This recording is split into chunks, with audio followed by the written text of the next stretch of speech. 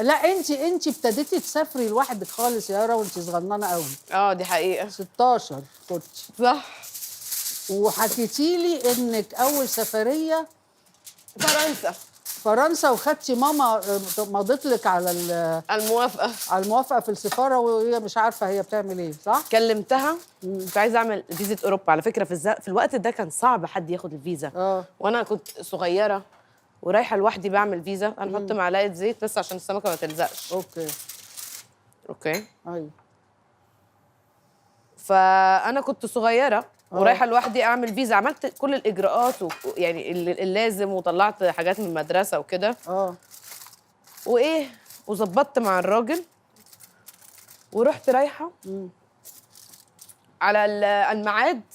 عرفت الميعاد، كلمت ماما، قلت لها ماما انزلي لي بالبطاقه بتاعتك والحاجات وكده، تعالي انا عايزاكي بس عشان في حاجه في المدرسه.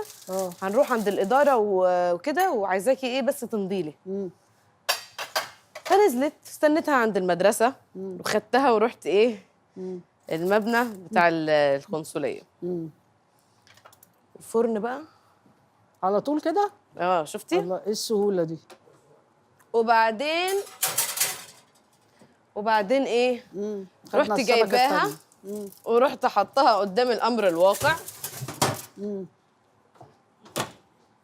قلت لها يا ماما كذا كذا، وانا عايزاكي دلوقتي تعملي موافقه. فهي اتصدمت، ايه اللي انت بتقولي ده؟ ازاي يعني؟ وازاي تعملي حاجه زي كده لوحدك؟ قلت لها ماما يعني خلاص ده امر واقع ودي حاجه حلوه، انا نفسي ومش عارفه ايه وكده. ايه ما منعتش. احنا دلوقتي هعمل لك رز صياديه. طيب حط بقى ايه، الفرن والع. اوكي. حط لك الزيت. البتنجانه عايزه تتلف سنه، نحطها على الجنب. فايه راحت ايه عملت لي الموافقه فعلا وطلعت الفيزا سبحان الله. وقلنا لبابا. بابا طبعا زعل جدا يعني ان هو ما عندوش معلومه في الموضوع.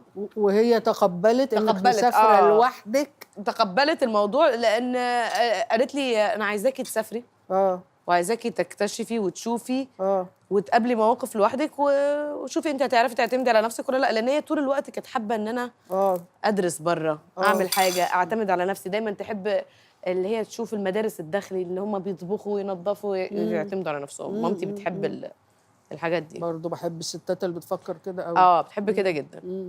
فطلعت الفيزا، جه وقت السفر.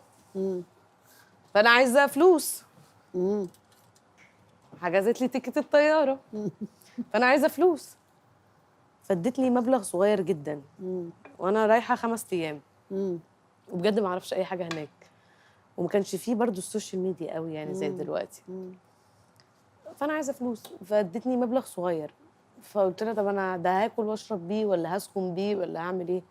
قالت لي والله دبري نفسك بقى، تنامي في الشارع، تنامي بقى، انت حره. بيت شباب بتاع اعملي يعني دبري نفسك. انا اهم حاجه عندي ان انا هركب الطياره وهوصل لفرنسا، حلمي يعني. رحت عملت، وصلت اول حاجه خدت المترو. رحت قلت لهم عايزه اروح على الشانزليزيه. انت باريس يعني الشانزليزيه. رحت بالشنطه ومش فاهمه اي حاجه، وفضلت ماشيه ومنبهره بالشوارع وكل الحاجات الحلوه دي. انت اساسا بتتكلمي فرنساوي ولا لا؟ لا، تخيلي لحد دلوقتي يعني في الحلاوه يعني اكتر بلد بروحها بس لحد دلوقتي ما بتكلمش فرنساوي. نفسي اتعلمه بصراحه. وبس. ومن هنا بدات حياتي في السفر. ايوه، انت في الشانزليزيه دلوقتي. قعدت هقعد فين دخلت مكتبه في الشارع هناك. دخلت مكتبه اتفرج على الكتب والرسومات والحاجات دي كلها. المهم قابلت بنت كده كانت من سني وقتها، وقعدت اسالها، قعدت اقول لها انا جايه من مصر، انا كذا، وانا ما عنديش فلوس كتير ومحتاجه اقعد 5 ايام، ممكن تنصحيني اقعد فين وكده. فقالت لي على مكان زي اوض فندقيه كده في عماره، يعني مثلا بيت فيه اوض للايجار. اوكي. وكان مناسب فعلا للفلوس، ومعايا فلوس قليله يعني هقضي بيها.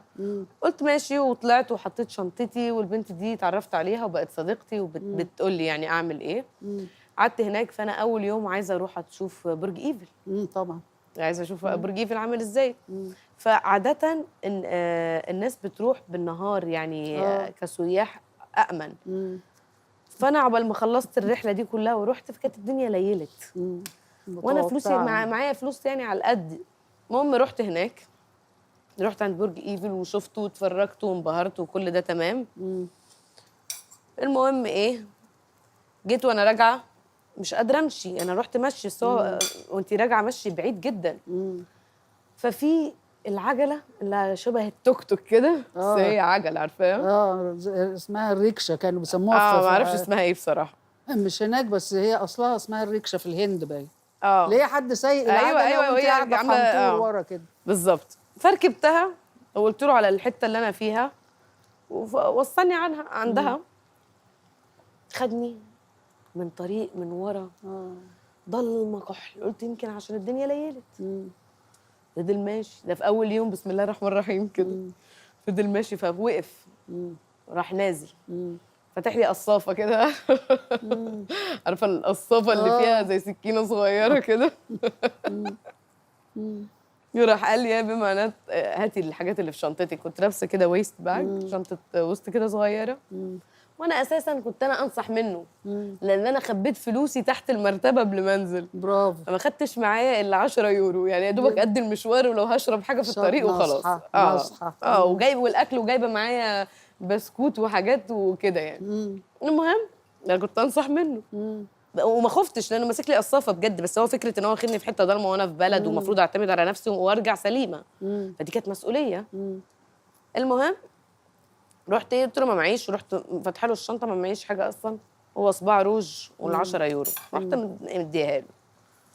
بعد كده بقى من ساعتها عرفت ان انا ناصحه. ايوه بس نزلتي بقى وكملتي مشي. كملت مشي، كان مش كتير ياخدك بقى بال10 يورو ده مشاني بقى كتير، بس يعني كانت اكسبيرينس طبعا هايله. ده اول سفريه واول مغامره واتثبت يعني. كل اللي ماما وعدتني بيه رحت لقيت، قالت لي روحي وواجهي مواقف ودبري نفسك. فكله حصل في يوم واحد، في اول يوم. لا ده انت الحمد لله جدا.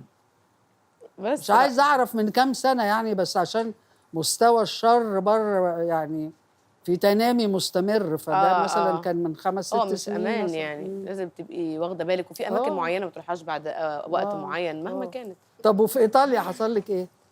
لا انا في ايطاليا كان عندي ميعاد طياره ومفروض راجعه. اوكي، انا عندي شويه بيحصل لي بانيك من الاماكن الضيقه اللي فيها زحمه كتير. وفي ايطاليا الشوارع صغيره وفيها عدد كبير من الناس، وانا كنت في هاي سيزون في الوقت ده. فحصل لي زي بانيك كده وقتها، انا مش خايفه وكده، كنت عايزه اكل. فركبت تاكسي، قلت له خدني في ابعد حته عن الزحمه والاماكن السياحيه دي، وانا عايزه اكل عند مطعم. قال لي اوكي. فضل ماشي بتاع نص ساعه، ساعه الا ربع، وده بره مصر على فكره حاجه كبيره يعني. المهم فضل ماشي، وقفت نزلني مكان فعلا اكلت وكده، وانا خلاص عندي طياره اخر النهار، فانا خلاص لازم ارجع. فعشان ارجع ادور يمين شمال، تاكسي مفيش، افتح طيب اي ابلكيشن مفيش ولا عربيه، والحته بقت هص بعد شويه. طب اعمل ايه؟ لازم اجري، ومعايا كنت اكياس وحاجات. فضلت اجري مش لاقيه اي حاجه توصلني، طب باص، عربيه، بوقف اي حاجه في الشارع بقى، خلاص ما بدهاش. ركبت، كنت رايحه ايطاليا يوم ومسافره يعني بعدها. فانا فمش مجمعه، كانت اول نزوله ليا من الاوتيل. ركبت لقيت باص بتاع هيئه اللي هو الهيئه العامه ده، وهو كان رايح يركن اصلا، واضح ان ده كان يوم اجازه في البلد خالص. كان في حاجه عندهم وايه وخلاص. هنحط ميه على البصل، خلاص هو كده ايه، قرب ان هو بقى بني خالص.